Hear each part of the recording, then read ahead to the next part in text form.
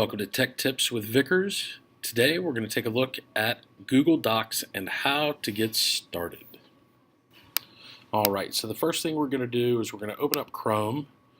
Mine is already opened up into my Drive, but you can find your Google Drive here in the waffle, the Google Apps menu. Select Drive, it will open up your Google Drive. I've created a folder just for this session, and I called it All Things Google, so I'm going to open up that folder. That way when I make my Google Doc, it will store in this folder. So now I'm going to go to New, Google Docs.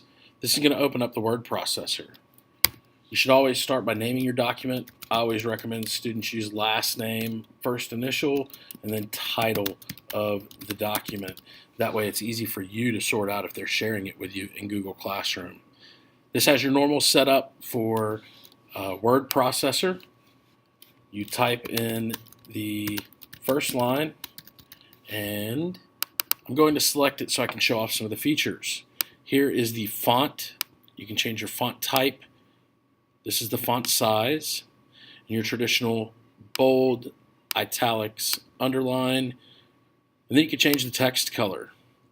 This is going to be the actual letters and underline. The highlight is going to be what you see in the box behind it. You'll also have your alignment, center align, right align. I like the center. And then we have a More button. When I click More, it's going to give me the option to create a bulleted list or change my indentation. Quick tip, whenever you're creating your document, if you would like for it to build a table of contents, you need to make sure you adjust the different heading types. So here's my title. This may be Chapter 1.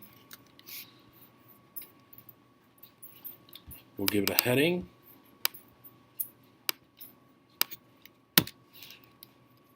Lesson 1.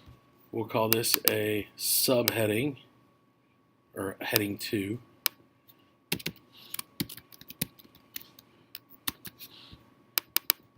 And then we'll change that to heading 3.